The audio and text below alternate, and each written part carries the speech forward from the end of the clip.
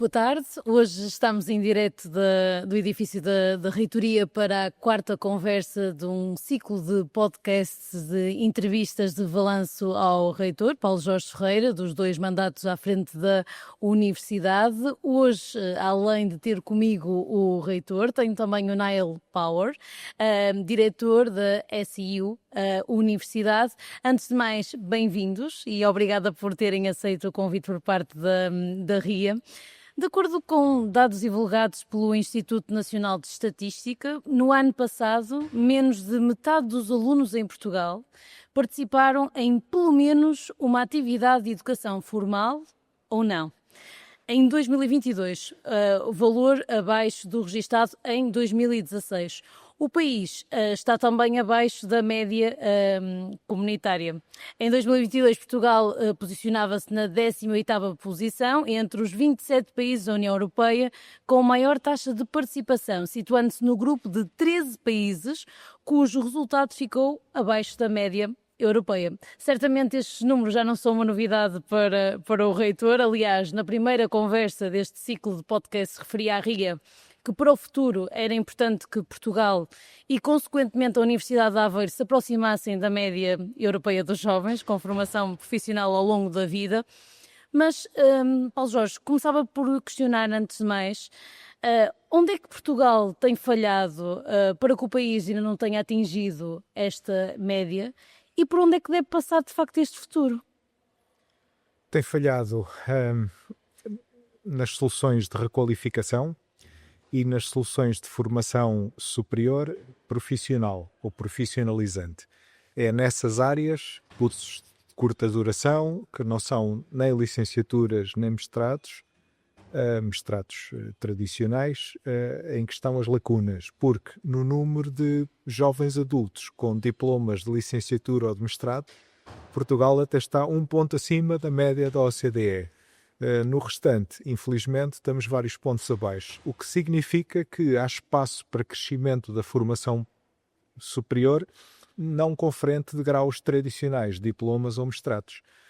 Acho que é importante olharmos para essa área e dar resposta, e é importante manter em mente uma coisa. Muitos dos empregados e dos empregadores não têm noção da importância da formação ao longo da vida. E isto foi demonstrado em inquéritos que nós próprios fizemos. Quer os trabalhadores, quer as empresas que os empregam, não têm absoluta consciência daquilo que seria para eles vantajoso e oportuno proceder a essas formações. Eu gostava só de dar também nota que, em contraste, já em 2022, 14 países tinham ultrapassado esta média europeia e ultrapassado também a meta estabelecida para 2025 de 47% de participação em atividades de educação formal e não formal, e no caso da Alemanha, Hungria, Países Baixos e a Suécia já tinham mesmo ultrapassado a meta dos 60% estabelecida para 2030 de taxa de participação em educação e formação. E era nisto que eu também gostava que refletíssemos, ou seja, de facto, o que é que distingue Portugal destes países? O que é que está a faltar para que estes países tenham conseguido, mas Portugal ainda não? Mas nós estamos no caminho. Acho que o caminho que está a ser feito vai nessa direção. Em primeiro lugar, 10 anos atrás, o peso no total de inscritos no ensino superior, dos que tinham entrado por via do Concurso Nacional de Acesso, era sensivelmente 2 em cada 3 dos inscritos. Um ano atrás, era sensivelmente 1 em cada 2 dos inscritos. Ou seja, tínhamos passado de 65% para 51%. Qual é a razão de ser? Primeiro, temos mais estudantes internacionais. Em segundo lugar, temos mais estudantes com formações superiores do tipo CETESP.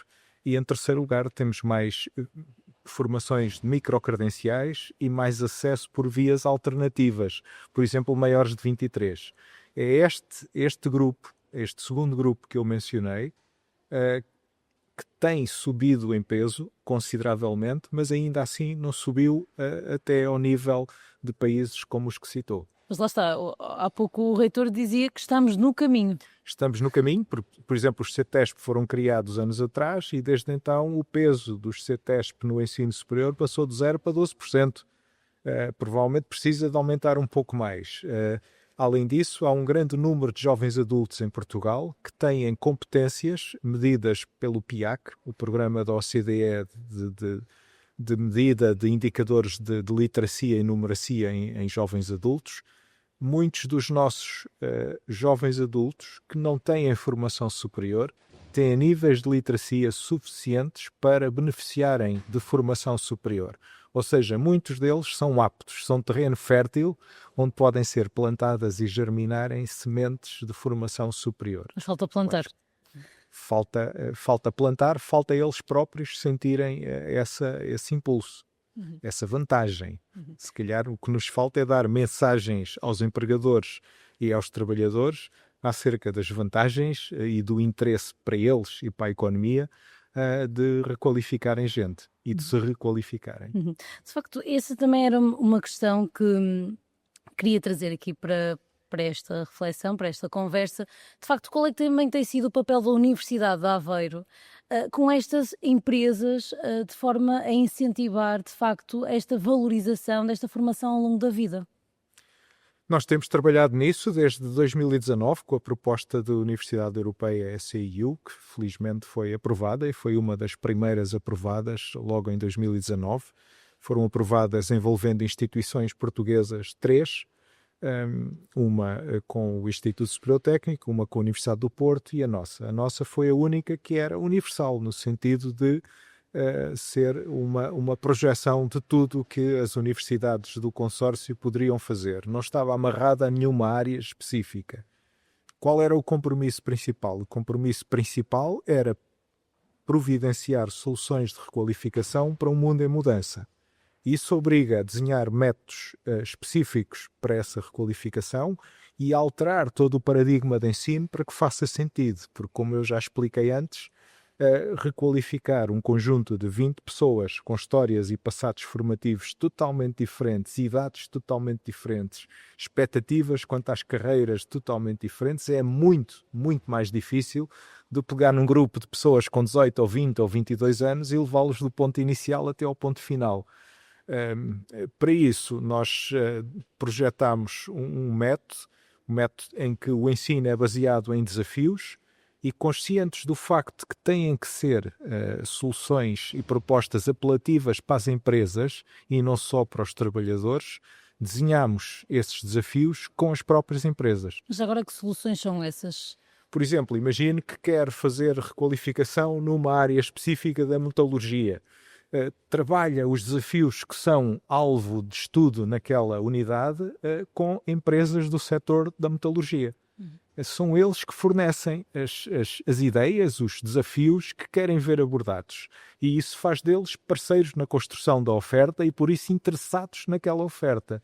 Ao mesmo tempo, os estudantes que vêm para aquela formação sentem-se envolvidos em algo que é de interesse imediato, de interesse para a sua construção curricular e para o seu percurso e valorização profissionais e, por isso, tem tendência a desenhar-se aqui uma convergência de interesses dos empregadores e dos trabalhadores e da própria universidade. Mas tem notado, de facto, essa convergência e esse interesse das empresas?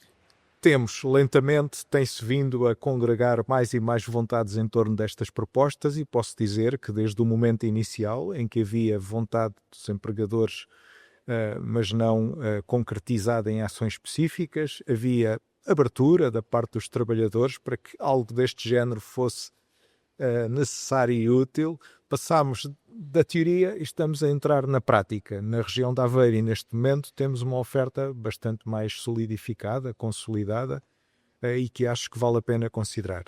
A ação de uma universidade não pode ser só o curto prazo, não pode ser só o vocacional e o profissional. Tem que se pautar e tem que se orientar por outros domínios. Mas eu também acho que não deve ser totalmente insensível a estes. E também nesta área nós temos que dar a nossa atenção. Gostava só de voltar um bocadinho atrás nesta conversa, antes de passar aqui também para a Universidade SU e dar também a oportunidade do Nael falar, que de facto há pouco o reitor já ia adiantando que esta instituição em particular tem feito uma aposta muito forte nestas formações curtas, nomeadamente nas microcredenciais, olhando para os dados, e estes já foram números também que já analisamos na primeira conversa. De 2023 para 2024, o número de vagas nestes cursos de formação especializada aumentou 760 vagas. Na nossa segunda conversa, quando questionava quanto ao futuro e à aposta de novos cursos por parte da Universidade de Aveiro, o Paulo Jorge deixava essa decisão para um próximo reitor, mas notava que, na sua opinião, deveria passar muito mais por esta aposta nestas formações curtas ao invés destes ditos cursos tradicionais. Em 2024, apesar da Universidade de Aveiro ter disponibilizado 2.193 vagas, registaram-se apenas 1.149 candidaturas, 1.040 colocados e 909 matriculados. Na sua opinião, como é que se pode aumentar este número de matriculados e como é que se pode, de facto, aumentar esta atratividade nestas formações? Passa precisamente pelos incentivos que falava há pouco nas empresas? Sim. Vamos chamar as coisas pelos nomes. Hoje dizem-nos os nossos governantes que estamos em pleno emprego. E por isso há muito pouca motivação para quem está empregado a procurar dar passos além daquilo em que está. Se eu estou desempregado, tenho tempo livre, tenho hipótese de pensar o que vai ser o meu futuro e provavelmente tenho mais tendência a investir em requalificação.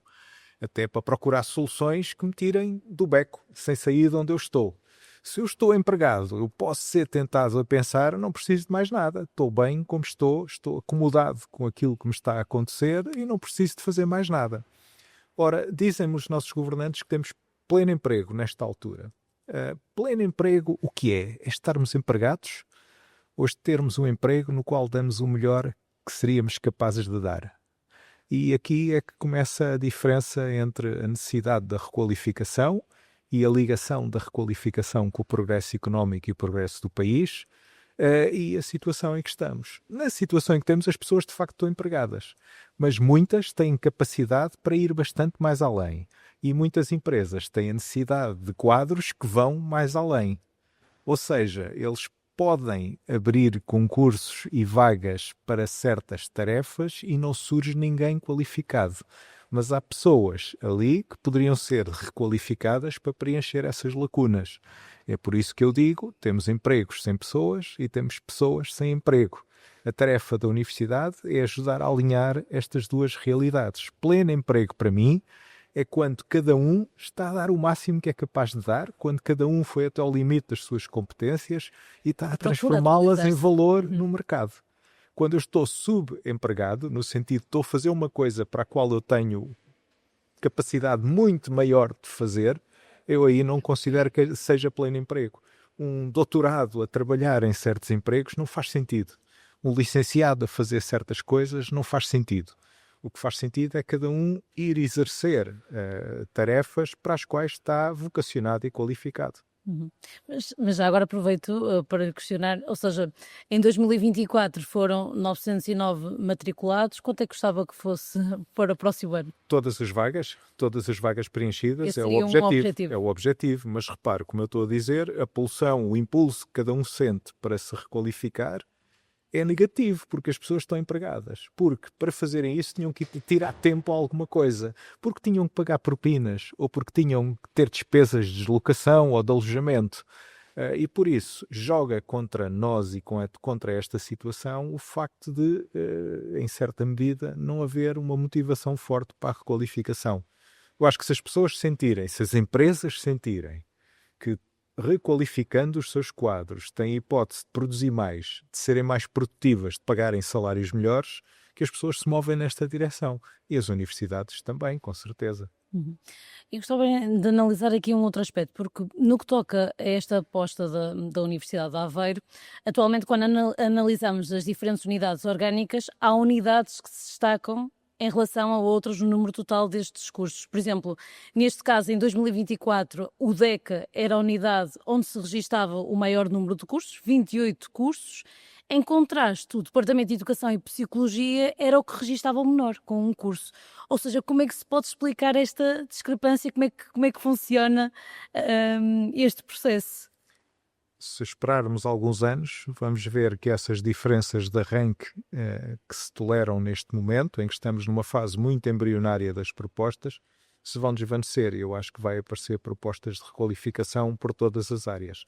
Eu vejo uma universidade no futuro como tendo, obviamente, uma parte do seu tempo investida em formação inicial e formação pós-graduada, através das soluções tradicionais, diplomas de licenciatura, diplomas de mestrado profissionalizante, doutoramento, mas também com uma parte substancial da sua população estudantil, com idades superiores e interessada em requalificação e atualização profissional. Isto vai ser o futuro.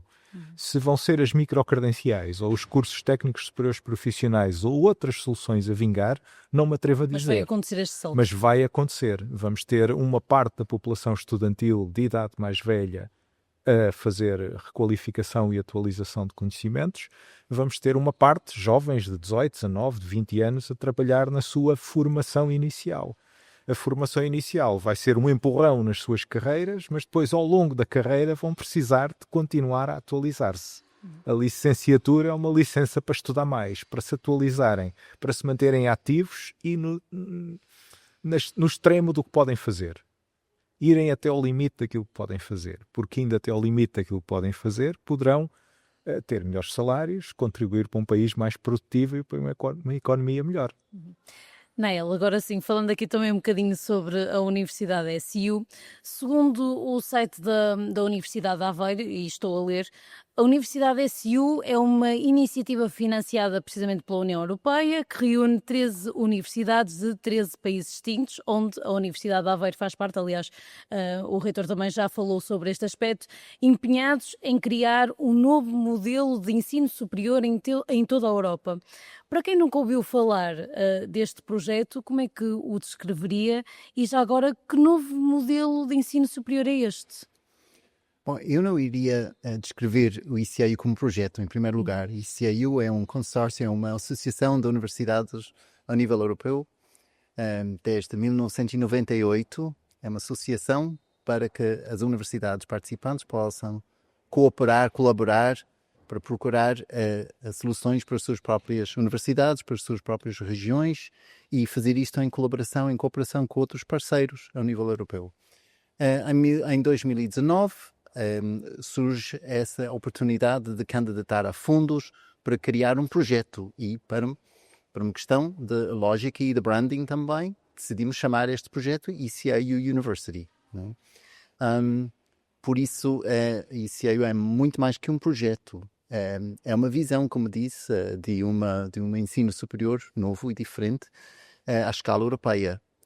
Sobretudo, pensando em todos esses aspectos que falou com o Sr. Reitor, os microcredenciais, os cursos não conferentes a grau e os desafios que isto nos traz, imagina agora isto à escala europeia.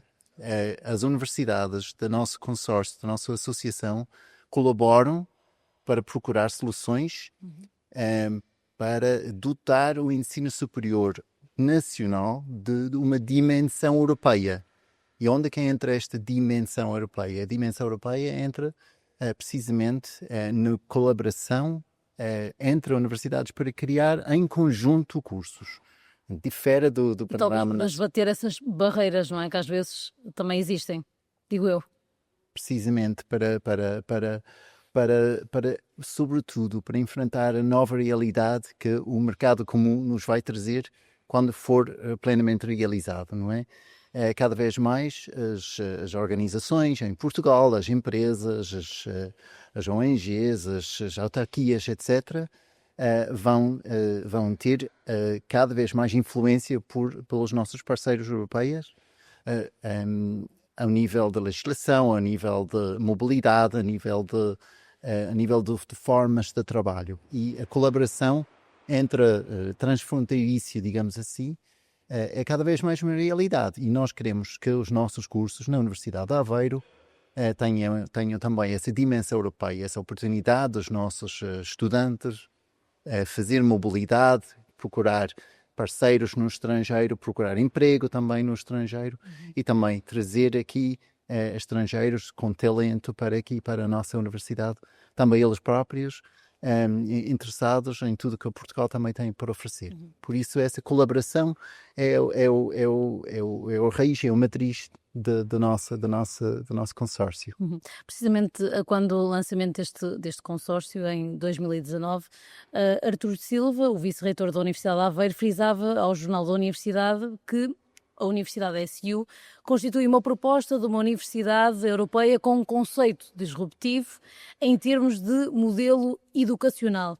Neste conceito de universidade, dar-se-ão respostas aos desafios da sociedade e da indústria, precisamente como o Nael referia agora. No caso específico da Universidade de Aveiro, qual é que é o balanço que faz e sente que, de facto, têm vindo a ser dadas respostas a estes desafios da sociedade e da indústria? O que me está a perguntar, em essencial, é qual é o impacto. Não é? Qual é o impacto que tem tido esse consórcio? Bem, o impacto, em primeiro lugar, é nos próprios estudantes que aprendem, não é? A experiência que têm, as competências que depois ganham, o que sabem fazer, no fundo, quando terminam os seus cursos. O número de repetentes que nós temos nos nossos cursos de ICAU é muito interessante, é um indicador do interesse que os agora, não sei se cursos tem têm. esses números Sim. em mente que possa partilhar. O que eu posso dizer é que nós temos mais que 3.500 estudantes individuais que participaram e temos mais que 6.000 participações. Não é? O que significa que houve repetentes. Mas tem vindo sempre a aumentar de ano para ano? Como é que tem sido? Tem tendência, porque a oferta também aumenta e também a palavra espalha e a comunicação está cada vez mais forte. E as pessoas estão a perceber, os estudantes estão a perceber, isto é para mim, também eu posso participar. Não é? Tenho que ir à plataforma de ICAU, criar uma conta e posso também receber informações sobre os cursos que a Universidade de Aveiro oferece através desse consórcio. Para quem nos está a ouvir agora, então, basicamente é ir ao site, como referia agora. Ir à plataforma ICAU e criar uma conta. Não é? Recebe logo o nosso newsletter e recebe alertas sobre novos cursos que vão aparecendo e tem uma plataforma onde pode fazer um browsing. Eu não vou dizer que é igual a Netflix, mas a ideia está um pouco inspirada, não é? É tão simples quanto a Netflix, digo eu. Diga? É tão simples quanto a Netflix. Se calhar nem por isso.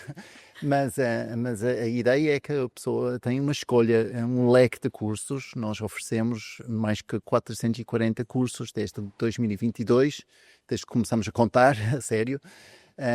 E os estudantes podem entrar, estudantes da universidade podem entrar e podem escolher cursos entre os desafios societais que o Sr. Diretor referiu há um bocado, ou microcursos que levem depois ao microcredencial.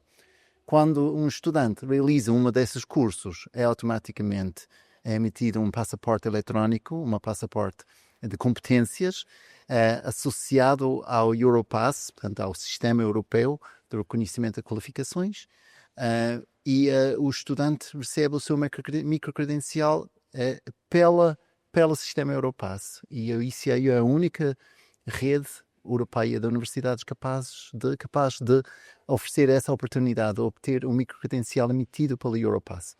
Mas eu queria também referir a questão que me falou há um bocado do impacto. O impacto dos desafios é muito difícil medir em indicadores. É muito mais fácil medir em histórias. As histórias que os estudantes nos contam e as empresas. Nós temos 93 empresas interessadas a trabalhar connosco. Significa que há um interesse e uma relevância muito grande para as empresas colaborar com o ICAU. Tivemos um desafio no ano passado em Trento, na Itália, onde a Câmara Municipal de Trento fica numa colina, é uma cidade, mas que está localizado nas montanhas, e muitas das freguesias ficam muito longe da cidade. E o desafio que a autarquia nos trouxe é como é que nós podemos melhorar a comunicação entre as freguesias e a cidade central. E propuseram este desafio ao ICAU, e os estudantes, investigadores e professores foram a Trento, fisicamente, visitar os locais e trabalharam em conjunto com a autarquia para proporcionar diferentes soluções E este é o contexto de aprendizagem para os nossos estudantes. Isto é muito interessante para um estudante. Isto tem impacto sobre a vida das comunidades, sobre a vida do próprio município e sobre os próprios estudantes. Isso é um valor que é muito difícil se pode, digamos, ganhar num contexto apenas nacional. É por isso que nós achamos que este contexto europeu para a aprendizagem também é muito forte e muito interessante. Mas neste momento este consórcio só está disponível para estudantes? Como é que... Neste momento, nós estamos a aprender, nós estamos no início de um processo de oferta. Vai em muito breve prazo, nas próximas semanas, vão-se tomar decisões importantes que vão proporcionar a possibilidade dos antigos alunos recém-graduados a também participar. Progressivamente estamos também em conversas e a trabalhar em conjunto com algumas empresas, inclusive em Portugal, para que os seus próprios quadros possam também participar nos cursos de ECIU, chegando aos profissionais também no mercado de trabalho, através de colaborações que nós temos com as empresas. Portanto, dado este alargamento, também é esperado que estes números que há pouco me referia, que ainda vão aumentar mais. Nós queremos que os números aumentem mais. O objetivo não é ter grandes números, o objetivo é propor um modelo de ensino superior com uma dimensão europeia que seja muito, muito atraente e alcançável pelos cursos que existem também em Portugal e nos diferentes países participantes. Nós queremos ser, no fundo, nós queremos antecipar um modelo de ensino superior que seja alcançável também para todos. Vou só trazer novamente aqui o reitor à conversa. Quando foi no seu lançamento deste consórcio, o Paulo Jorge referia que a Universidade Europeia é mais um passo de afirmação além fronteiras da Universidade de Aveiro e que, neste caso, iria permitir proporcionar aos nossos estudantes uma experiência internacional mais rica. Face àquilo que ouvi agora do Nael, eu quase que acho que posso adivinhar qual é que vai ser a sua resposta. De facto, tem sido uma experiência internacional. É uma experiência internacional e não é só para os nossos estudantes. Queremos proporcionar, através da imersão neste conjunto de 13 universidades, experiências de mobilidade e de enriquecimento para todos os membros da comunidade académica. É um processo longo, é um processo gradual, mas acho que é um processo que tem de ser feito e com o qual todos ganharemos. Aprenderemos todos com todos. Do ponto de vista dos estudantes, como disse o Nael, hoje já é possível a qualquer pessoa, em Portugal ou noutro país da União Europeia, inscrever-se nestas formações, criar uma conta e ter certificações digitalmente certificadas no âmbito dos padrões europeus para isso, o Europass e a carteira digital de estudante. No fundo, a visão inicial, que era a de providenciar uma espécie de passaporte de conhecimento, um documento digital no qual os estudantes pudessem ir carimbando formações ao longo da carreira, está concretizado neste momento. No contexto da Universidade Europeia ECIU, nós temos cerca de 350 mil estudantes, talvez, em toda a Europa, em todas as linhas formativas. Mas eu diria que o potencial para crescer fora das linhas tradicionais e neste conjunto de formações curtas é muito grande. Uma outra coisa que eu acho que no futuro pode acontecer é o estudante solicitar formações em áreas concretas e, no fundo, consolidar, empilhar todas essas formações e constituir algo que lhe é reconhecido como uma habilitação oficial de nível superior. E isso também seria muito interessante.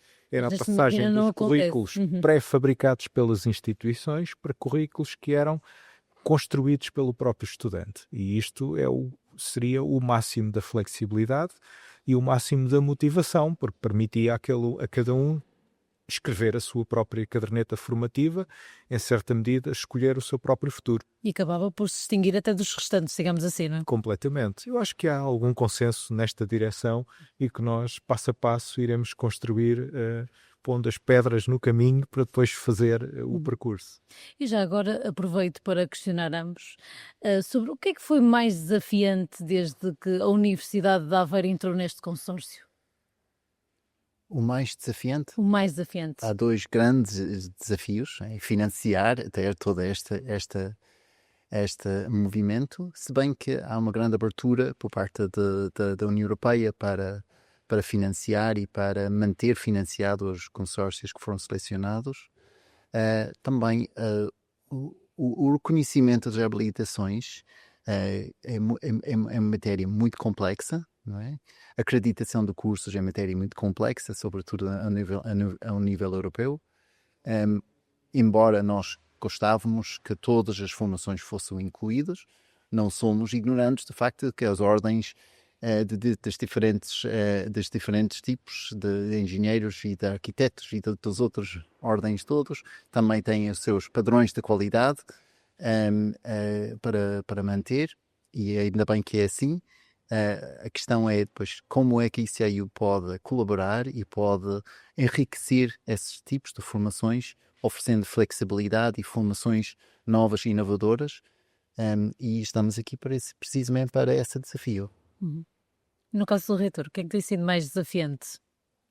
Eu acho que o Nael falou muito bem. A questão da acreditação é desafiante.